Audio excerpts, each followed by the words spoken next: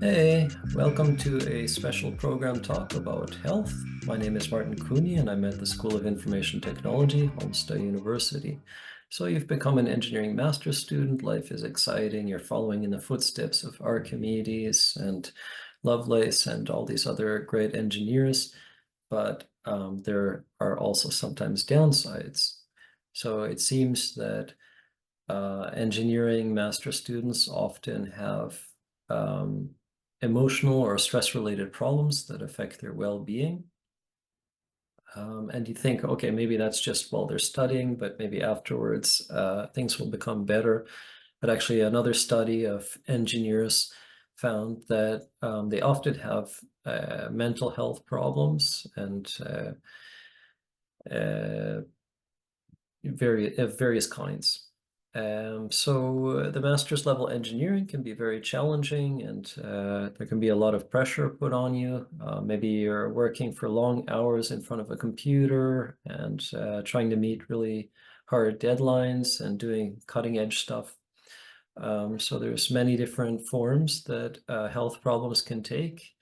And so what should you do if you have some type of health problem? Well, you can get answers about general questions at 1177 in Sweden.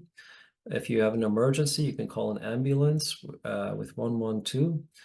And if you're a student here at Halmstad University, you can contact the Student Healthcare Center. They got really good information on their site, and they also can make appointments to give you advice and direct you in the right way.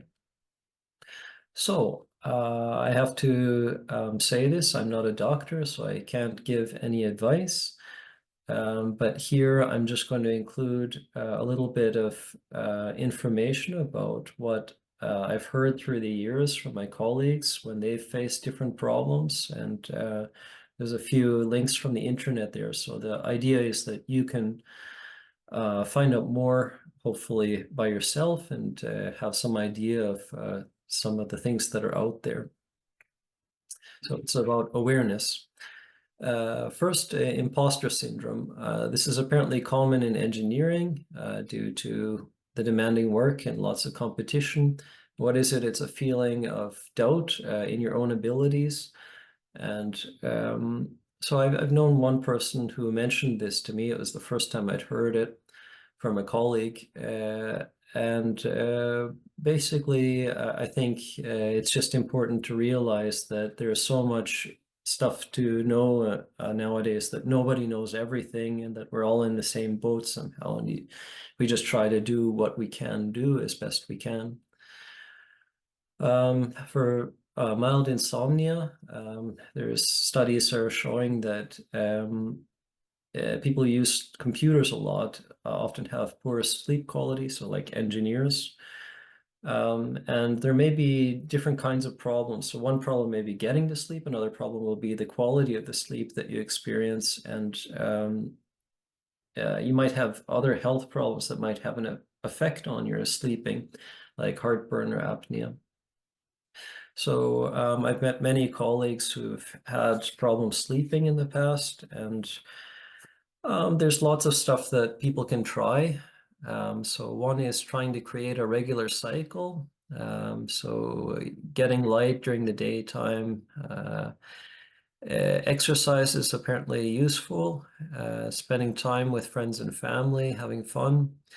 Before bed, limiting caffeine apparently can last in the body for something like 12 hours. Not too much alcohol or screen time or eating lots of or drinking lots because maybe you'll want to go to the bathroom. And looking at work emails or new assignments, maybe not so good at night. You can try eating a banana, stretching, meditation, visualization. It's apparently important to have a good sleep environment, cold, dark, quiet, good air, proper bed. So I often open my window of my room a little bit before I sleep to get some good air in, make it a bit cooler. And if one can't sleep, it's good to avoid stress. So one can get up after a while and do something else, like plan for the next day. And it's also apparently okay to just rest there, even if you're not sleeping, as long as you're sort of relaxing and resting, it's still good for the body. Mild anxiety, so I hear this quite a bit from students that they've got anxiety or depression when they got problems with their studies. What is anxiety? Well, it's a feeling of chronic or heightened fight or flight type, uh, so sort of being really uh, not so able to relax. And this occurs also when maybe you don't really need to feel that way, when the situation isn't really so dangerous. This is related to panic disorders and other stuff.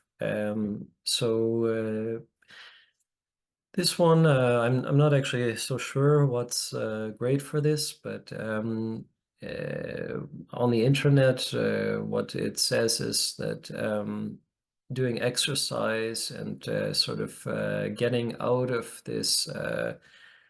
um, these unhealthy cycles of thought by sort of focusing on the moment with mindfulness, by relaxing your muscles, by talking with people you like and having fun, and this cognitive behavioral therapy, which basically just tries to examine your thoughts, and it questions sort of any type of um, self-damaging thoughts you might have, like, oh, it would be so horrible if this happened.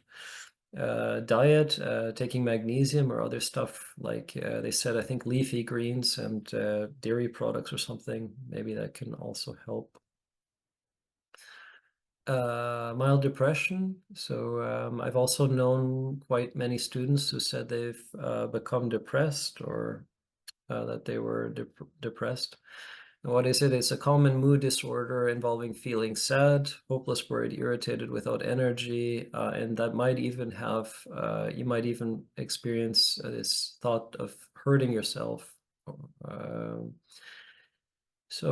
this one too, I'm not sure really. I think the students I know, I think they were taking some type of medication.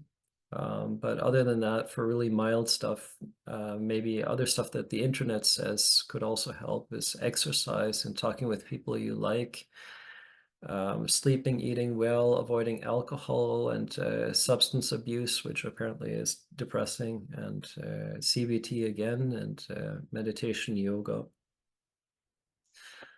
Colds, you might know when you go to university, lots of people are sneezing and sniffing and all that. So engineers, maybe they have to deal with a lot of stress. So we often have to work together, you know, in labs and stuff. So maybe we can catch colds sometimes.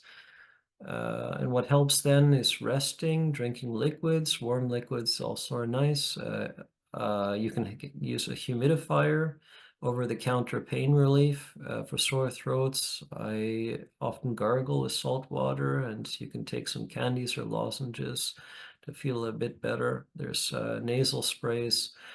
There's mixed evidence with many things like cough syrups and zinc, if it's really good or bad for you. So it's not that clear. Engineers also apparently often suffer from eye pain.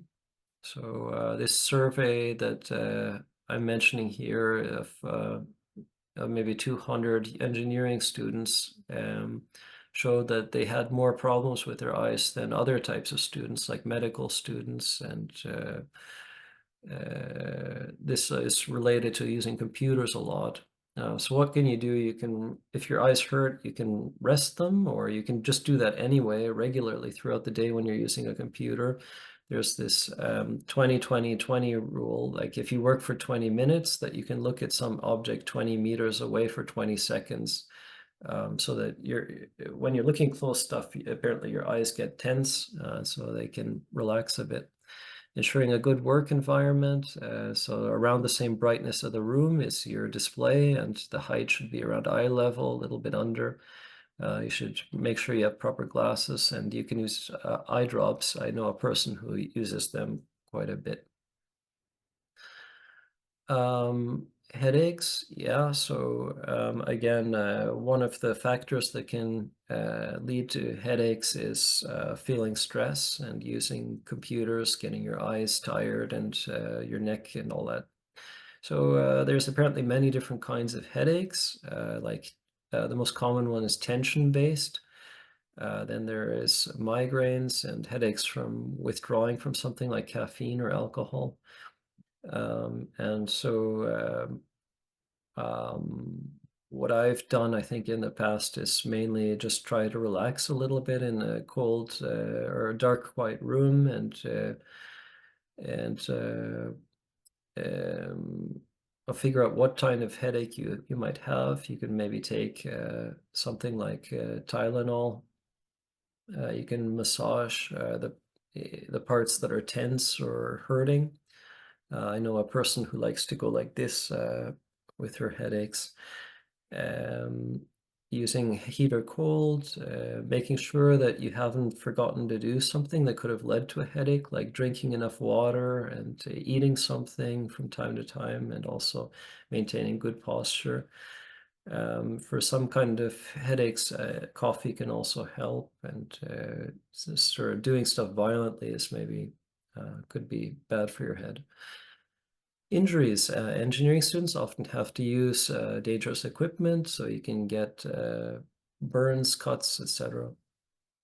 In general, if you strain something, then I think this acronym RICE is useful. Rest, ice, compression, elevation. So you rest the part that hurts, and you can cool it down a little bit, and you can apply some compression. Maybe you can wrap something around it, and you can prop it up a little bit over heart level is apparently good for strains.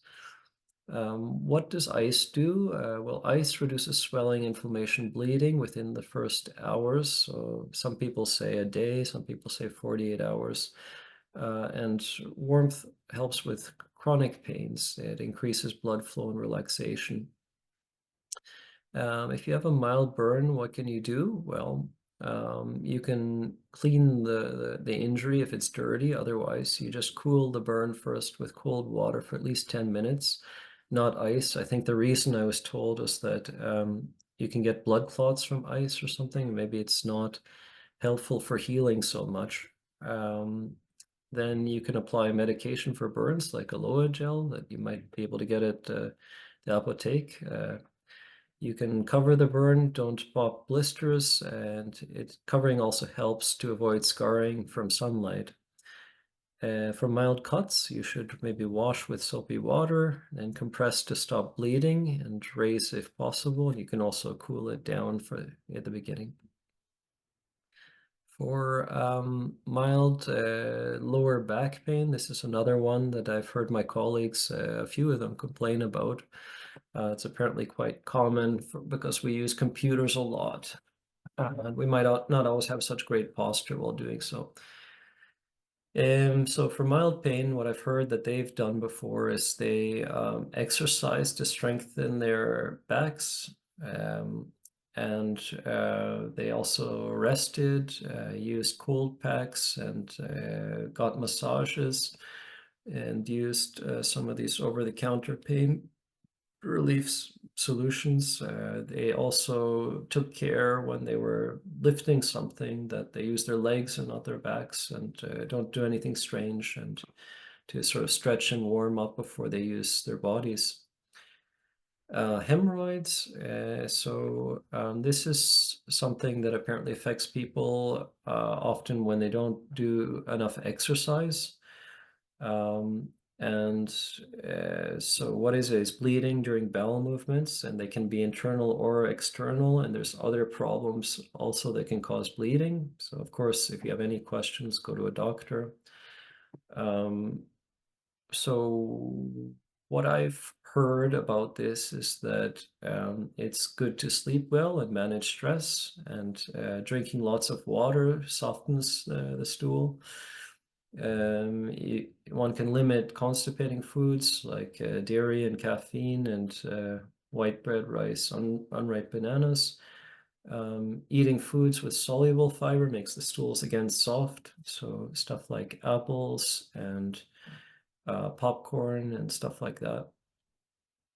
Exercise is good, so walking, cardio, jogging, stretching, but apparently it's not so great to do sit-ups, squats, and stuff that affects that region. There's pillows designed for hemorrhoids, like with a hole in the middle that can help, and creams. And also, the internet said that you can try to limit the number of wipes, so pat rather than rubbing with toilet paper. Okay, so your task regarding health at Halmstad University, you're expected to know whom you can contact if you need help, and also to stay informed about your health and try to make good decisions so you stay healthy and are successful in your studies. Thank you.